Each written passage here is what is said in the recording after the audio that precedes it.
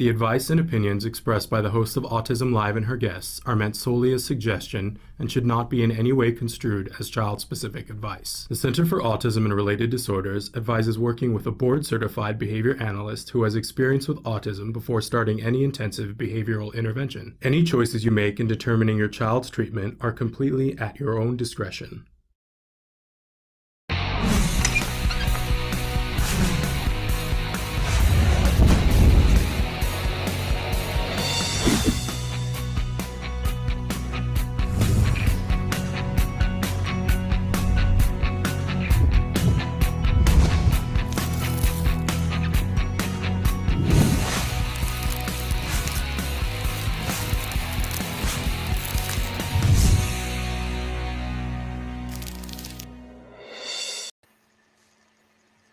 Is that us? Are we up? That's us. I think that's us. I didn't see the open for the show. I know. I think we just did the one opening, but Okay. I don't know. Maybe we're going back to it now. I don't know, Craven. Are we going to do the opening for Let's Talk Autism? It might be stuck. All right, so let's just go to us. Good morning. Okay. Hi, Shannon. Good morning and welcome to Let's Talk Autism with Shannon and Nancy. I'm Shannon. And I'm Nancy. And we're already off to the races. It's like, is it Friday the 13th? It feels like it. It's a crazy morning.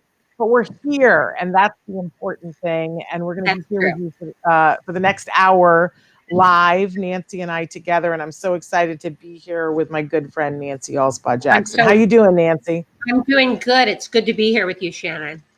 It's good to be here with you too. I got to admit that, we always like to start the show by having a little moment of honesty. I like to think of it as, and I want to put it out there. And I think, we have a topic to talk with Vince later on, but I also want to put this out there. I have been struggling with some anger. And, and in my morning meditation this morning, I had to ask myself, okay, because last night I was saying to my husband, why am I so angry all the time? And I don't know if anybody else can relate to this, but I realized this morning, I talk about this all the time when I speak, is that, anger is the easy emotion. And that there are a whole bunch of emotions that at least and I know other people have said that they feel this way too, that when I'm feeling grief, when I'm feeling fear, when I'm feeling out of control, when I'm feeling shame, or any one of those emotions, they're too hot for me. I can't stay in them for very long. And so what I do is I just move over to the easy emotion, which is anger. And I find myself angry a lot, but that I'm reminding myself this morning that I can dig a little bit deeper and go that, it's fear and grief and a feeling of not, I want to control everything. I am a control freak. That's where my OCD stems from. Really? Do you feel that way too? Yeah, definitely. And when I can't control the big things in life, I get angry because I can't sit in the fear and the grief of that. So anyway, I'm just putting that out there. That's how I am this morning. Angry, but acknowledging that it's more than anger. How are you, Nancy? I'm okay. I've been feeling a little overwhelmed. That's my go-to, is feeling overwhelmed as opposed to sad or angry or depressed. I tend to just let it all pile up and then feel overwhelmed by things that I don't want to deal with things. And I feel like this time of year is kind of power packed for a lot of people, just in any year. Because we get into the holidays, and the holidays bring up memories. And look, you don't get to be our age and not have some good memories of things and people that aren't here anymore, right? Right. And so I think that plays on it a little bit, but I think it's extra with everything that's going on right now. I think it's just extra, and that we're all a little bit worn to the bone, and you're feeling your go-to is that you're feeling overwhelmed, and my go-to is that I'm just angry. I don't think anybody, it's so good that I'm doing social isolation right now, because I don't think anybody wants to be around me, because I'm such an angry gut. I just think people are over me right now. So putting it out there. Is your anger directed at anything specific? Oh my gosh, it's broad spectrum, Nancy. It's broad spectrum. And I mean, some of it we're going to talk about in our first news story. Like, I was so mad yesterday that I was like, you know, literally thinking of driving to where this place is that this occurred to. North Carolina is kind of far to drive to, Shannon. Yeah, I know. North Carolina is a long drive. Yes. So let's get right into it, shall we? Let's start with the worst story. So, and we're referencing the particular article that we're referencing is from CNN about a mother of a 7-year-old with autism who filed a lawsuit after a resource officer handcuffed her son at school. Can you see where I'm going with the anger here? And pinned him to the ground, a 7-year-old. Yeah, and a lot of times now, stories will post a link to the body cam footage, and I'm somebody who should not watch the body cam footage because, you know, I don't handle it well, and I didn't handle it well, and I want to caution people, you know, that you don't need to see it unless you need to see it. But man, am I mad. Man, am I mad. And I want this mom to know that I stand with her on this, and I have a lot to say about it. But let's hit some particulars. You know that I tend not to want to say names, especially of the younger person that is involved in this. And I'm not going to say the name of the officer because I don't want to get into like vindictiveness against one person, although I'm pretty upset with this officer. This is from it's in North Carolina, the city of Statesville. And it was a Statesville police officer who was serving as a school resource officer at the Presley Alternative School. Let's say the names of those places. And the boy was enrolled in a day program there, has a diagnosis of autism spectrum disorder. And he was enrolled in this school because they are affiliated with a nonprofit behavioral and mental health provider. Okay. And then I don't know exactly what happened before, and I want to acknowledge that. And I don't think Nancy knows exactly what happened before, but what we're told is that the boy was spitting. Yeah. And I just want to pause there for a second and say that this was in 2018. This wasn't even in COVID. So in 2018, this boy was spitting, and you know, I don't know what led up to the fact that they called in this resource officer who's supposed to apparently keep the peace and keep behavior well. But this guy, who is no longer on the police force, according to local reporters, he quit. Gosh, you think? Right before he was going to get fired and sent to jail. This happened on September 11th, 2018. Okay. So did you happen to see the video, Nancy, or did you spare yourself? I did not look at the video. Well, good for you. But it doesn't show what led up to it. So we have to keep reiterating that. However, I've worked in a classroom, former teacher, have dealt with, and you and I have both dealt with 7-year-olds who are on the autism spectrum. Both of us. And to be fair, both of us have gotten injuries. You know, we've been scratched. I've been bit. I think you have too. You know, so we understand what a 7-year-old on the autism spectrum can do. In the video, it starts, and there are two people holding him down while the officer is talking to him in this very calm way and saying the most insidious stuff about, are you familiar with the juvenile delinquent system? Well, you're going to get familiar today, aren't you? And he said, you're going to be charged. Yes,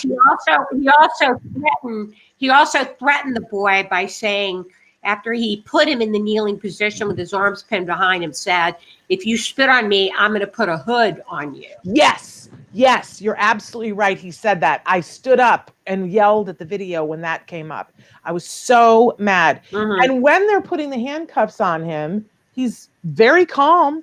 They're able to put the handcuffs on and then they lower him to the floor. And here's the thing, there's two people who are sort of one who's help holding him down to get the handcuffs on, and somebody goes and gets a pillow for him. And they lay him on his stomach on the pillow. And then the officer, Mr. Wonderful, says, "Are you okay? Can you breathe?"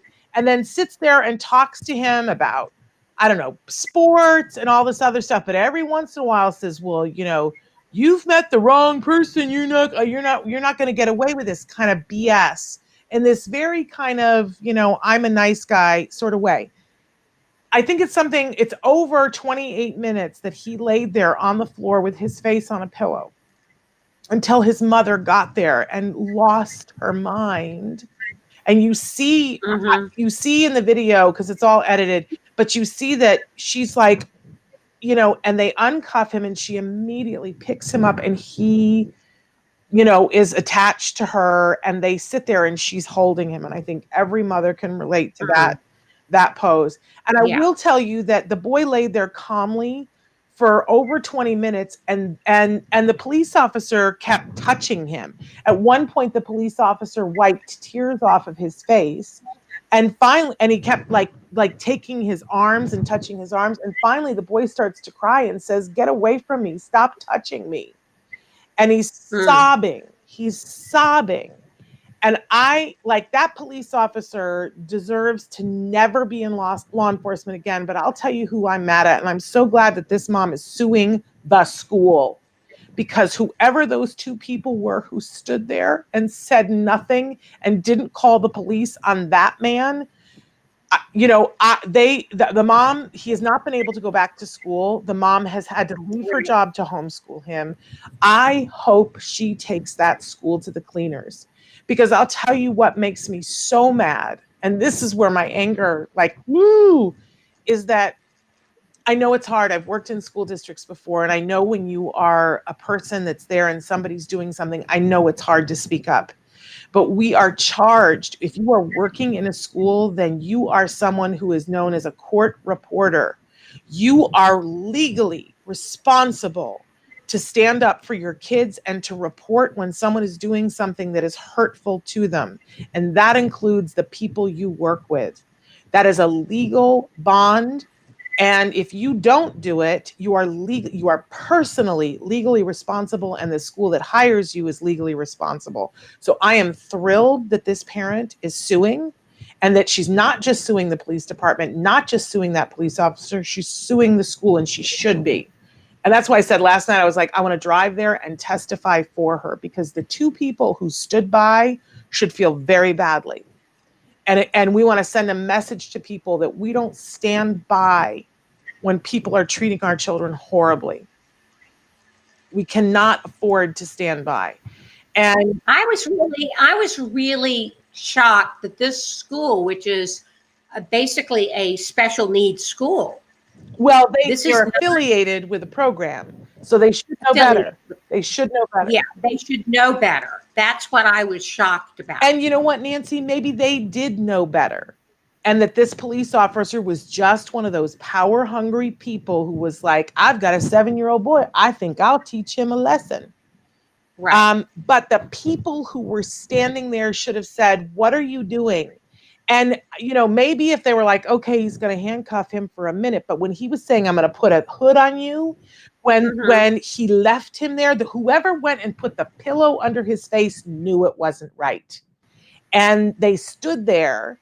And we have to teach the public, you have to pick up your phone and call for backup. And we have to speak up and say, why are you doing this? He was just spitting. And then we need to get people in those classrooms to teach them, what do you do when a child is spitting? And okay, you hired this resource person, but he's not trained to know what you do when a child is spitting. The whole thing makes me so mad I could spit. It's just absolutely But I think the thing that upset me more than anything else was the people who stood by. Yeah. Because Yeah. we're always going to have people who are ignorant and stupid and abusive in our lives. But what is the saying about, it's not one evil person, it's the 10 people who stand by. That don't do anything. That's the so thing. True. Yeah. And we've all got to steel ourselves. And I know it's hard. It's very hard. But we have to steel ourselves to stand up to this kind of behavior, whether it's in the workplace or on the street corner. When you see something, you have to be willing to stand up. And yes, I know what I'm asking people to do, because sometimes you end up losing your job over it. I'm well aware of that. But you know what? Those people have to be sick to their stomach that they stood there. They know it's wrong. They know it's wrong. We know it's wrong. And I'm glad that mom knows it's wrong. And I'm glad that she's suing. And I hope she takes them to the cleaners. Horrible. Agree. Horrible, horrible, horrible. All right. Some better stories. To some extent. Somewhat better. Hold on. I'm looking up the stories on my phone right here. Okay. So let me just start with saying this story is coming to us from Spectrum News, a respected outlet that we love. And their article on eyeing the connection between autism and vision. And I was really interested in this because I don't think I've ever really... I've noticed more and more that people are reporting that their kids with autism... I know my son went to a developmental ophthalmologist and we uncovered an eye issue. And that helped, once we identified that, it helped him with a whole lot of things. But they're saying that they're seeing overwhelmingly that there are connections between sight and issues with sight, in particular blindness. Nancy, did you? Right. This was a shocking number. Yeah, I was really shocked at the number they quoted here. Autism is at least 10 times as common among blind people as it is among the general population. That's a huge number. It is a huge number. And, it made me stop and think. And I was like, well, gosh, I do know a lot of members of the autism community that are blind. And I never really put it together about statistically. But there was one thing in this article that I went, okay, this is something interesting. That in 1956, if you think about this is the dark ages of autism. In 1956, they did a study of 60 children with retinopathy of prematurity, a condition in which light capturing tissue at the back of the eye does not develop properly. 60 children. 5 of those children turned out to be on the spectrum. And if you think about that, at that time, there was only 1 in 1,000 children that got an autism diagnosis, that 5 out of 60 of those children had this, out of 60 children that had this very rare thing, the retinopathy of prematurity, 5 of them ended up being on the autism spectrum. So, and it goes on to say that there have been many more studies in many countries about the prevalence of people who are blind being on the autism spectrum. I just had no idea about this. And the fact that it's not something that's new, that they first were recognizing this in 1956, kind of blew my mind, Nancy. What about you? Yeah, it blows my mind as well. And they're saying there's the variety of explanations about this correlation between lack of eyesight and autism, that a lack of visual input may disrupt some aspects of social development and lead to autism traits. Yes. Yes, which is a very interesting way of looking at it, right? And, I'm always interested in what's the takeaway. And the takeaway for me, it just reminded me that here on the show that we've had people who specialize in eye issues on the show before, and it reminded me that we need to get them back here and that we need to put out the call to everybody that have your child's vision checked, and that it's not enough to just go to the eye place that happens to be in the mall that you're in, that, you might want to have your child looked at by somebody who's a little bit of an expert. It's rough because a lot of those developmental developmental ophthalmologists suggests that, it's easier for your eyes to be checked for different issues when the child is like 6 or 7, right? Because, it's hard to check their eyes otherwise because they're asking them to check in on things. And when, even for kiddos on the spectrum that are non-vocal, it can be hard even at that age. But it makes me want to work closer with developmental ophthalmologists to see if we can't find ways of having earlier testing. I'm going to be looking for doctors who know more about this. There's a wonderful doctor in Scotland who we've had on the show before. Joanne Lara actually turned me on to him. And he does a lot of visual things with, he talks about the fact that people who are on the autism spectrum, sometimes it's not just that they're not interested in features. Like we've talked before on the show, the studies about, kids on the autism spectrum don't orient to people's eyes and that they're not as interested in people's facial features. But he said sometimes they're not seeing them, that it's like a form of dyslexia, that the facial features are skewed, that it almost looks like a Picasso painting to them, which is fascinating to me. And he does some very interesting studies. You know how, because I used to work in the classroom with kids with dyslexia, and they discovered that there are sheets of plastic that are different colors, that if you put a sheet of plastic over text, for some kiddos with dyslexia, they're able to read it because they're seeing it through the blue plastic. For other kids, it's a sheet of like more of a rose-colored plastic, and then the words don't jump around just by putting a color over it. And this doctor has discovered that by putting those glasses on kiddos, that they stop toe walking. And that, there's one video that he showed me of a teenage girl, and he said, okay, I'm going to put my hands up. And this was something that the developmental ophthalmologist had done with my son. But he said, okay, I'm going to put my hands up. Can you, and in front of you, can you see both of my hands? And she says, yes. And he says, I'm going to be moving my hands outward. Tell me when you can't see my hands anymore. And he only got about this far. And she said, I can't see your hands anymore. And he said, you can't see my hands right now? You can see them now, but you can't see them now. And she said, yes. And he sticks the rose-colored glasses on her, literal rose-colored glasses. And he says, okay, can you see my hands now? Yes. Can you see my hands now? Yes. Can you see my hands now? Yes. Can you see my hands now? Yes. And it's like it instantly gave her peripheral vision, which, if your field of vision is here, think of all the social things you're missing. Right. You're missing. So fascinating stuff. Okay. Then our next story is from another trusted resource, Medical Express. And I have a feeling that in a couple of weeks, this might be included in something that our research person, Leah Hirschfeld, might be coming and talking to us, but I couldn't wait to just bring it up because it was brand new yesterday. Right.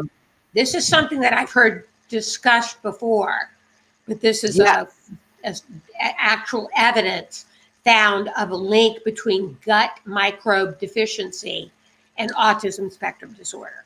Yes. And in fact, CARD was doing a study that was similar to this study. And I want to make sure that we let Dr. Dixon see this. So this is a study that just came out. It's affiliated with a host of institutions in China, finding this gut microbe deficiency in children. And basically they started with a small study and they looked at the microbes in the poo. You heard me before talk about the CARD poop study, right? Very similar to this. So 39 children that were diagnosed with ASD, 40 children that did not have the disorder, so that they're the control group, right? And they looked at the poop in both of them.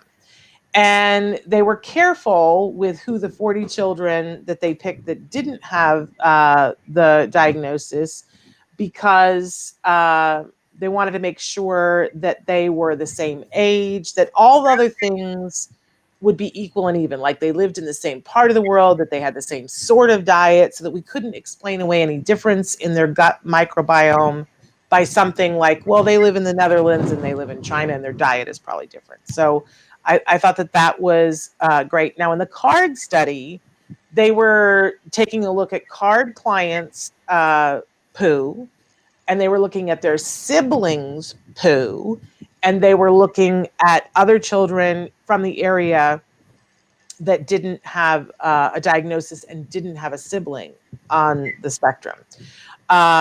So in any case, they looked at 18 different species that were linked of microbial, species that have been previously linked with ASD, and they saw that there were marked differences between, same thing that CARD found, that Right. you could pick out, like there were clusters, and it was like, here was the cluster of microbes, and it was all the kids with autism, and here were the clusters of microbes, and it was all the kids who did not have autism. The key here to me, the sentence here that jumped out to me, Shannon, was the team found difference in the ratios of detoxifying enzymes in the children with ASD compared to those who did not have it. So it gets back to that detoxification mystery. And this, because CARD, I don't think was looking at this. So this was what was different for me about it. And the thing, and I want to find the sentence in here, but they're saying, you know, we've all known for a long time that our kids, for whatever reason, their bodies don't have the ability to take out the trash like other people do. So, you know, if they get exposed to something, it's going to have a bigger effect on their body because their body can't cleanse it. Right. And I, you know, Jem has skin issues and he's had them since birth. As does Wyatt. Right. And Temple Grandin was the first person that like said something about this publicly. She said, you know, I travel everywhere. I'm in airports and I'm here and I'm there. And people come up to me and say, oh, you know, Dr. Grandin, we love and admire you. And that she was sort of doing this informal study for years that she would say, they would say, we have a child on the spectrum. And she would say, how interesting. How are they doing? But hey, do they have skin issues? And they would go, yes. And she would go, let me ask you something. Do you have skin issues? Do either of the parents have skin issues? And she was finding that everybody was saying yes, yes, and yes. And that she was like, there's something here. Somebody needs to be looking at it. And our pediatrician told us early on, they were like, you know, this is your child saying my immune system is struggling to catch up. When he was a baby, well before autism diagnosis, and said, you know, this is whenever you're having skin issues, the skin is your largest organ, and when stuff shows up on the skin, it's saying other parts of your body are struggling because the skin isn't quite handling it well. So I just thought that there was a part in this, and let me see if I can find the sentence that was really made me jump out. The researchers acknowledge that more work is required, but also suggest that it might be possible to create a therapy that assists in the detoxification process, thereby heading off the onset of ASD, or better yet, to overcome the elements that lead to detoxification problems in the first place.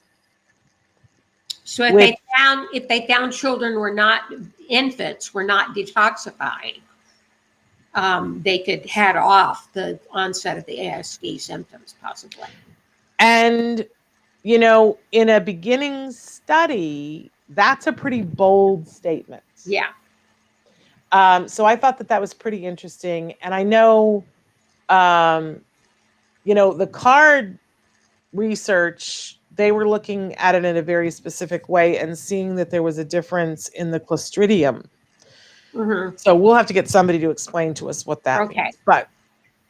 But, you know, the fact that you can look at somebody's poop and see clearly who the kids are with autism, we're getting there.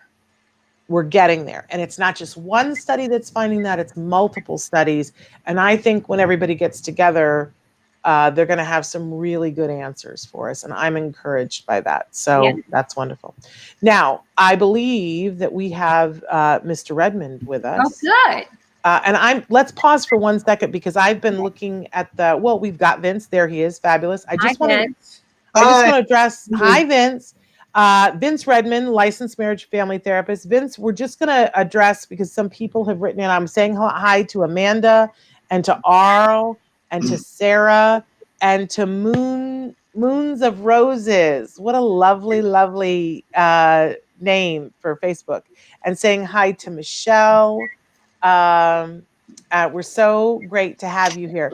And we're saying hi to Diana and to Nature Love. Yes. And they've got a question, and maybe we can have Vince help us to answer that question in just a second here. But Vince is, and hi to Maria. So thrilled that you guys are here with us. So Vince is a licensed marriage and family therapist, but Vince is extra. He's like a unicorn, because not only is he a licensed marriage and family therapist, but he has worked extensively in the field of autism and even came into the field of autism as a behavioral technician. So he gets it on a level that we need more people to get it. We're thrilled that he is here. Vince, we love you so much, and I'm so glad you're here with us on this Friday morning. Thank you. Thank you. How are you, ladies? We're good. It's good to have you here. Good. Well, and you know, Nancy's being politically correct, but I'm going to share with Vince that when we started the show, Nancy and I always sort of take our temperature, and I said, I'm struggling with anger issues, Vince, and I'm struggling with anger issues, and I was thinking about it this morning, and it's just anger masking all of the fear and grief and loss and lack of control that I'm feeling. And Nancy, do you want to share what you said you were feeling? Yeah, I tend to go to the overwhelmed part of emotions. I get overwhelmed when I feel like I don't have a handle on things and I can't control things. So that's, I think it's all that control issue. Yeah. So that's where we are, Vince, and we wanted to be honest with you and with our viewers. But we asked you, Vince, to come and talk with us today. Our overriding theme for the week this week on Autism Live was managing stress. And I heard a lot of people say this week that everybody's over our current circumstances, and that there's a certain amount of critical mass that we've reached being shut up with the same group of people. And people are shut up in different ways and different amounts. Some people are going out into the world. Some people are taking the isolation really seriously. But I wanted to talk a little bit about, even no matter how you're doing it, you're still a little bit more isolated, or a lot more isolated than you used to be. And I was wondering if we could get some advice from you about, like, how do we manage that when you just like need to find your corner and you haven't had any time away. I love being home. Being home doesn't bother me at all, but I also need a certain amount of free time. And I said to my husband the other day, I've never spent so much time with my husband, and I love him more than I ever did. And I found out I really like him, but every once in a while I got to have alone time too. And it's really hard in this COVID thing to, find that time. What do you got for us? So let's back up to the beginning, right? Everything that both you guys were experiencing and that you were reporting is mirroring probably what 90% of everybody that that is watching is feeling, right? We have a sense of loss of control, right?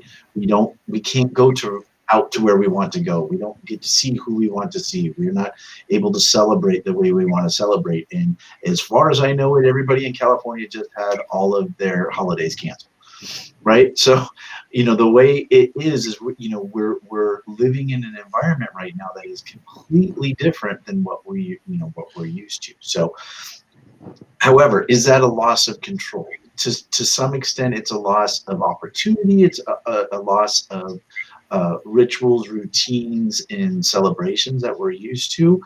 But we look within ourselves, we look within our environment, we look within our families that we're around.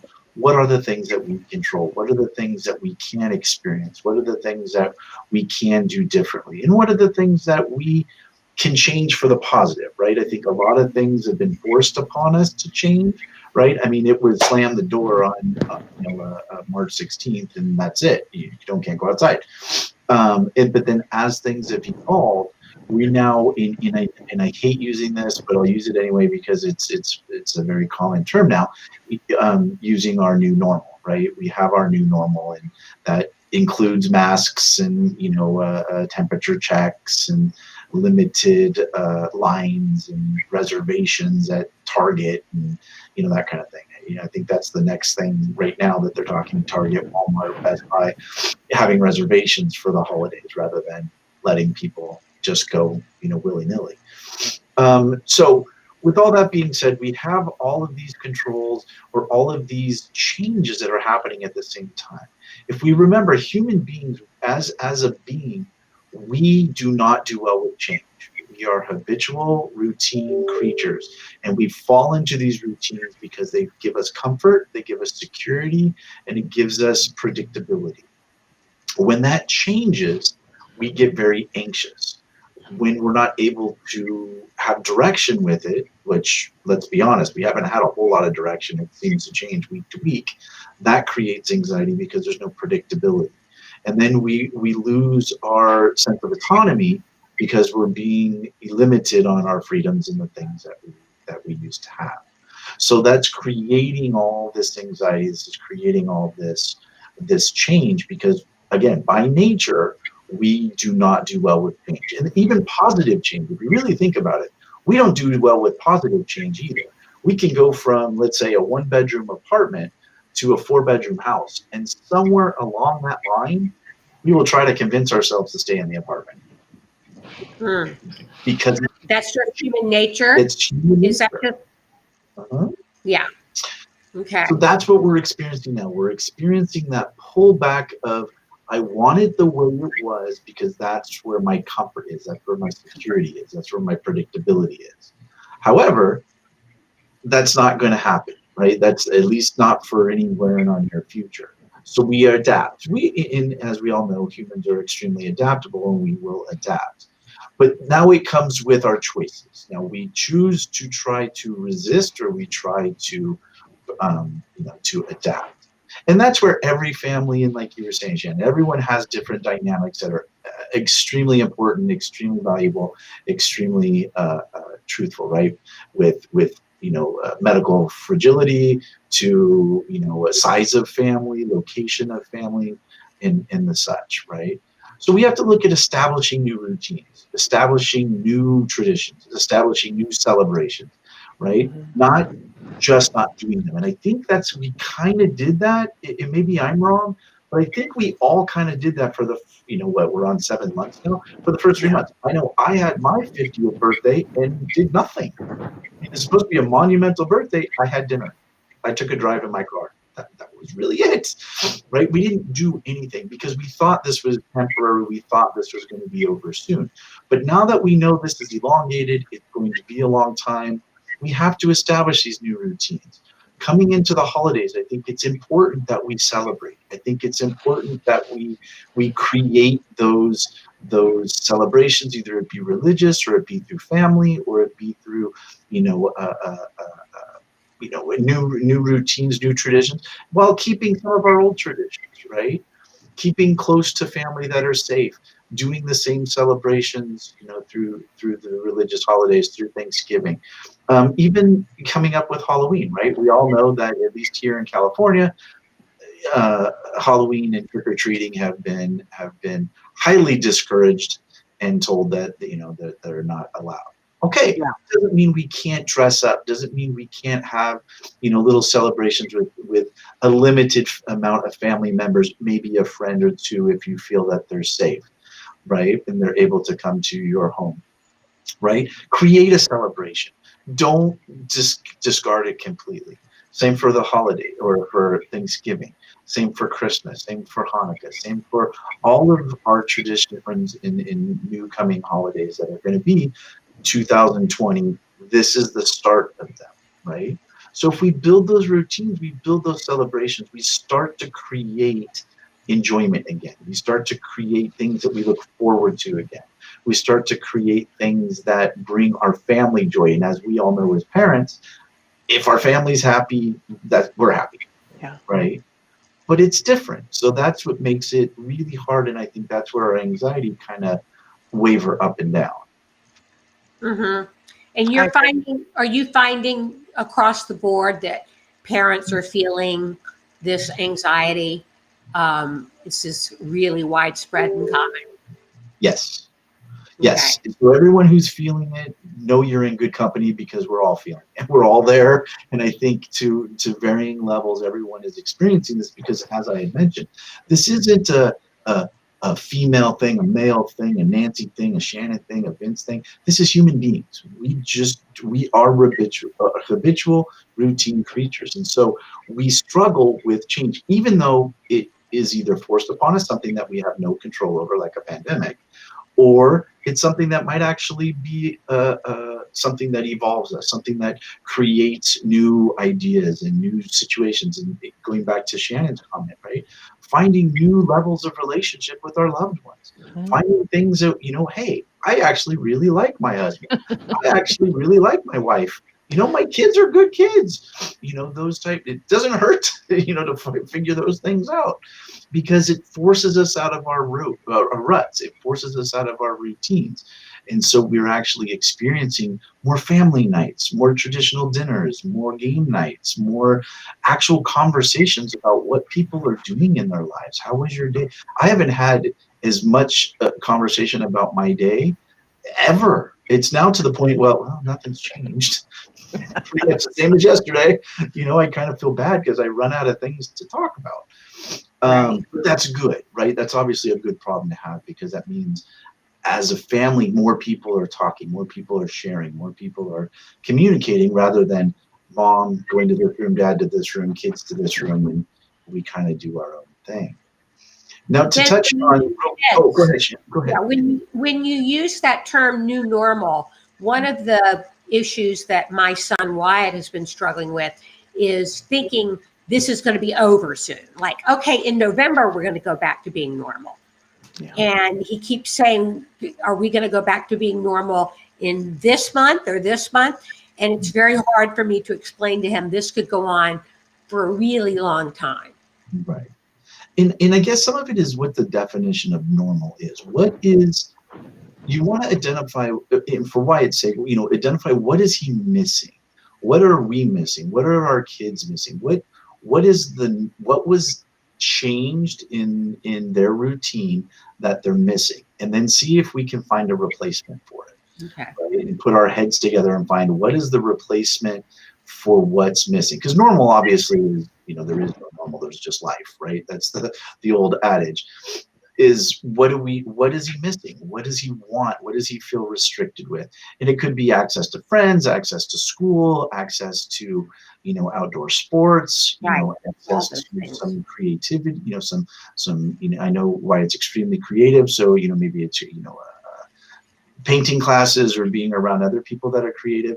So we have to find ways to replace that and give some type of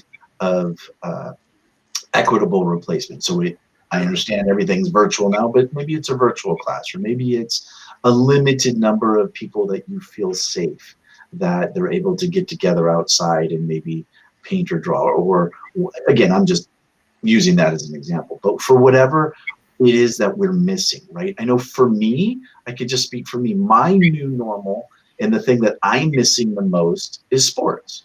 I haven't played soccer and I haven't reffed soccer since March, right? And I was telling my wife last night, I was just like, I miss you. I turned into a little 5-year-old because we were talking about something and it just kind of came up and it hit me like a brick. Like, I severely miss being out there, being with, my friends. These are people that I've been with for a long time. I miss them. I miss the camaraderie, as well as I miss having, that fun every weekend. So what do? We have to adapt. We have to find ways to find other fun, find ways to connect in other ways. Now, one of the things that you guys had mentioned early on was finding our independence, finding the time that we need by ourselves, right? And the way I always view this is I always view our lives in 3 buckets, right? We have an individual bucket, we have a couple bucket if we're married, and we have a family bucket, right? All of them need to be tended to. All of them need to be addressed. So if we put everything in family and we do everything for family and we're doing, the virtual school and we're doing all the chores, and we're making sure everyone's happy, and we're running around left and right. And we forget over here ourselves. It all starts to fall apart, right? It's unbalanced. If you put these all on a teeter-totter, it's extremely unbalanced. I would say it's worse than that, Vince. As you were saying that, I was like, ooh, my buckets are messed up because I have the work bucket, I have the mom bucket, and I have the family bucket. There is no individual bucket, and there's no couple bucket. I'm in trouble. Yeah. So we got to find those buckets, right? We can go to the garage, find Are a they bucket. in storage? Where are they? Are they in somewhere in the spirit? garage, up in the rafters. We're gonna have to go find some buckets. Yeah. Because Okay. because to address it directly, we have to tend to ourselves, right? So if you need time to yourself, which we all do, we find time for that. Sometimes it might just be in, if we have younger kids, it's while they're in virtual school. Even though we're still there, find time to read your favorite blogs or your paper, or read a chapter of your book. Find time to have that cup of coffee and sit out on the swing while your child engaged in treatment, right? Find those pockets of time. It might not be the amount that you would prefer, and it might not be the way that you used to do it. But as we were talking about, finding new ways to find that is important, and take advantage of it. 15 minutes by yourself is much more healthy and is better for you than not doing that at all, right? So if we just do chore after chore after chore, expectation after expectation, back to back, and we don't find those 15 minutes, those nuggets of time, we have to find those, right? Like Amanda just had written, find time to watch your favorite show. Absolutely.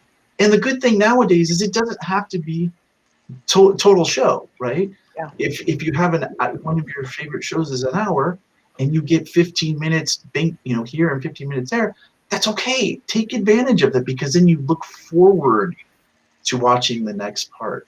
We're looking forward to watching the next episode.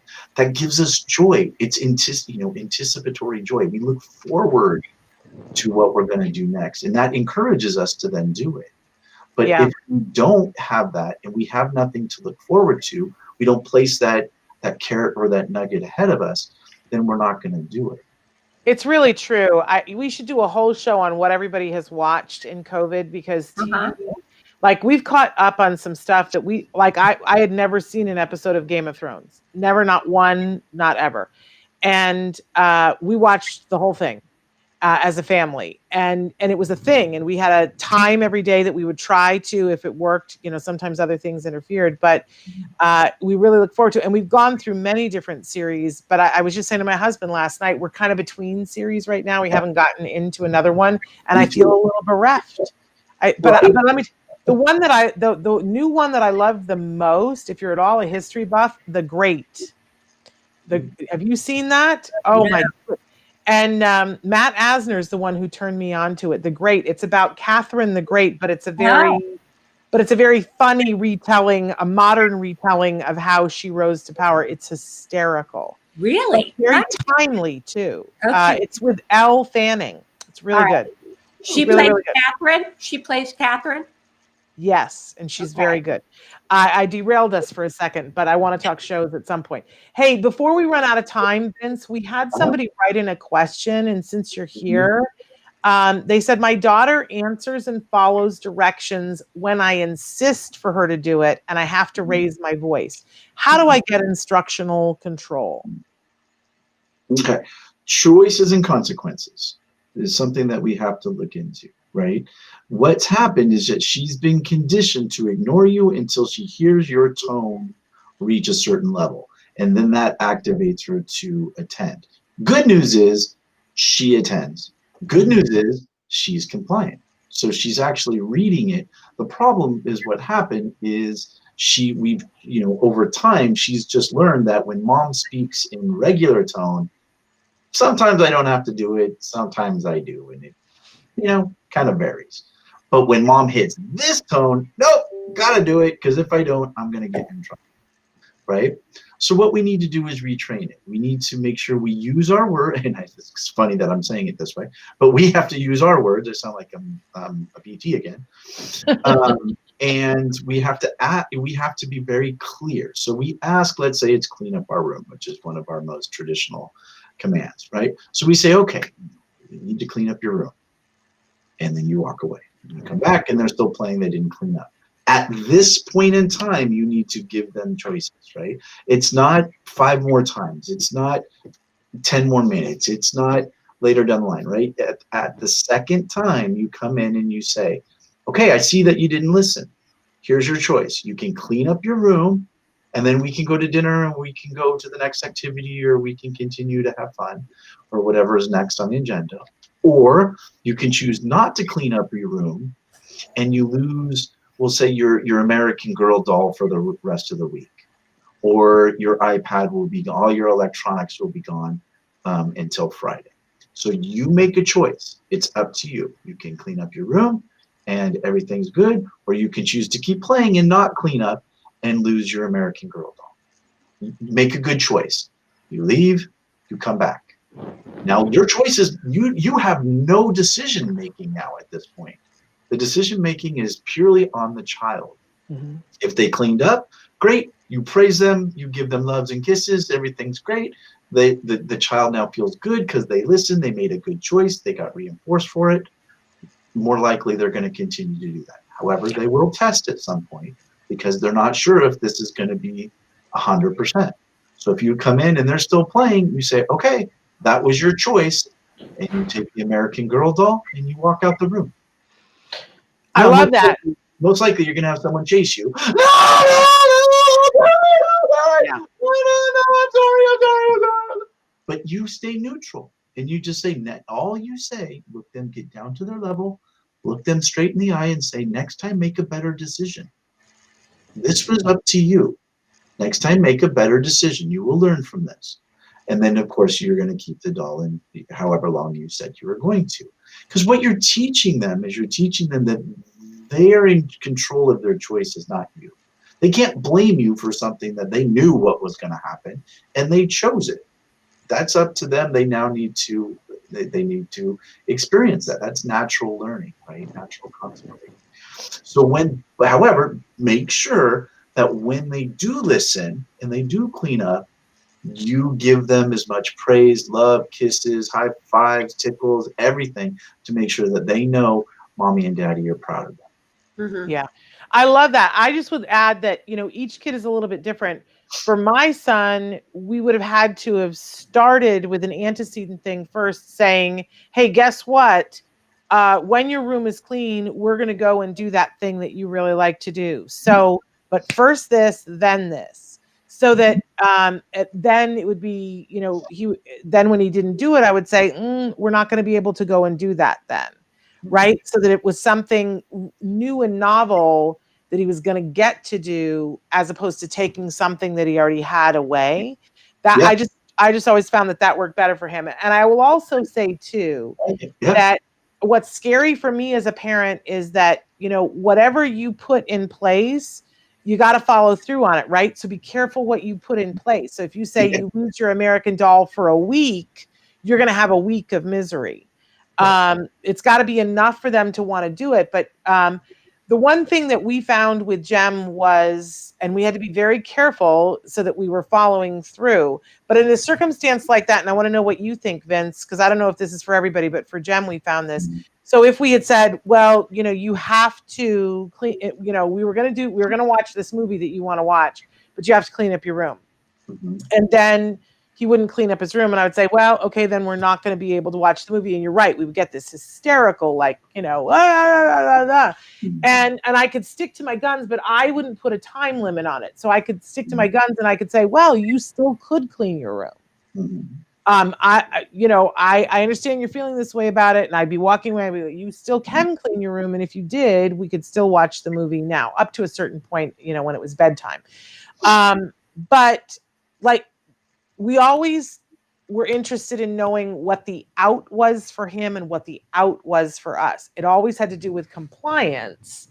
But I think Nancy can speak to this too. There's nothing worse than when you put out a consequence and go, if you don't do this, then there's going to be this consequence. And then you realize, oh, crap. Now I have to carry through on that. And I'd rather die than do what we just said we would do. So we have to be very careful about what that consequence is. Right. Yeah, because you're stuck in it. And make sure that you think about 100% agree. Make sure you think about consequences before you lay them out. Because if we do this emotionally, our kids would be in the room until they're 30. Right. Or, you do that again, you're staying in your room till you're 30. Well, obviously we can't do that, but that's what we say. But we're also seeding in their minds now that what we say isn't necessarily true. Right. Or it's not, it's fluid, means I probably can get this back sooner, which is going to increase whining, it's going to increase asking, it's going to increase begging, and a lot of other behaviors that we don't want. So 100% agree. I always tell families, if you're at Disneyland, don't ever say, if you do that again, we're leaving. Because I don't know any family that can spend $500, $600, $700 to go to Disneyland. The kid acts up and they're going to leave. Yeah. Right? You can say, we're not going to go on that ride. We're not going to get cotton candy. We're not, you're going to have to miss the parade or something like that. That's something that could be done. But like you said, be very conscious, very, very aware of what are the things that you can follow through with that will be effective. Yeah. I just want to say that earlier, Amanda had said, one of the things that I do to find me time is I find time to watch my favorite show. And then I immediately start talking about Netflix. And she said, you guys, I was talking about this show. How sweet is that? This is her favorite show. Very, very sweet. For you. We adore you and your blue and multicolored hearts. Anyway, we're out of time, Vince, but we adore you. And this was so helpful today. I got a lot out of it, and I hope everybody else did too. So thank you so much for being with us. We do want to point out that you have a very special role at CARD, but that you also do, am I correct in saying you also do private work with people, LMFTs for families? Yes, I do have a private practice here in Southern California. So if you have any questions just about the things that we bring up during the show, you can always email me. I don't know if you guys have the email, but it's v.redmond, my last name, which is on there, at centerforautism.com. So you're more than happy to email me things or any questions. And if there's anything else I can help you with, you can always reach out. Thank you so much, Vince. We so appreciate it. Very helpful. Great. Have a great week, ladies. Bye-bye. Thank you so much. Bye-bye. Okay, so Nancy, we just have a minute and a half here. I wanted to take a second and say that what's on next week. Yes. That we've got some big things that are coming up on the show in the month of November. Okay. That next week on the show, we have our regulars, right? We have Bonnie Yates, who's going to be here on Monday. We're doing more of our Temple Grandin Marathon on Tuesday. On Wednesday, we have Dr. Grant Boucher. On Thursday, we have Elaine Hall from the Miracle Project who's going to be joining us. And then on Friday, we're doing our very special Halloween episode. Right. You will not want to miss. Over the years, Nancy and I have done some very impressive Halloween costumes. Mm-hmm. We're hoping not to disappoint this year. What was your favorite all-time of the costumes that we did, Nancy? What's your favorite?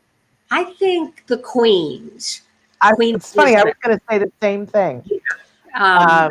You did the current Queen, and I did Queen Elizabeth I. And yeah, I think that was the first year we did Halloween costumes. No, we did Lucy and Ethel the year before. Oh, we did Lucy and Ethel. You were a fabulous Lucy. I was a terrible Ethel. Then we were the two queens. Then I feel like we were, what's her name? Martha Stewart and Julia Child. Yes. And then you were Ellen and I was Rosie O'Donnell. You were fabulous Ellen. And then Adele and Cher. And then last year we were 2 years ago we were Laurel and Hardy. Last year we didn't get to do it. But so this year we're back and we're going to be doing it and should be interesting because we have we have locked in, I think, who we're going to be, and you won't want to miss this, you guys. Right. So that is next week. And then let me just say that the week after that, on Autism-Live on Thursday. We're having Barry Present, who's going to be joining us, and on the 5th of November. And he is the author of the book Uniquely Human, you guys. We've had him on the show before when we were in locations, but we've never had him on the show.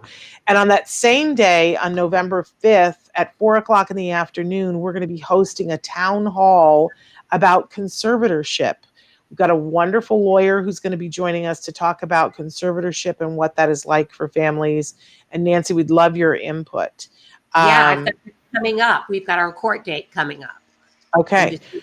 Yeah. All right. Well, it's a thing, you know, that, and there are things that families need to know to be prepared. So we're doing a town hall and inviting people to it. That's Thursday the 5th. So, and then we've got a huge guest that we're locking down which day, but it's big doings that I can't wait to be able to disclose who it is that we're having on the show in November. It's just like I'm a flutter. So, all right, you guys, Nancy, thank you so much. We're a little bit over time, but love all of you. We'll be back on Monday. Until then, give your kiddos a hug from me. And yourselves a hug from me. Bye-bye. Bye-bye for now.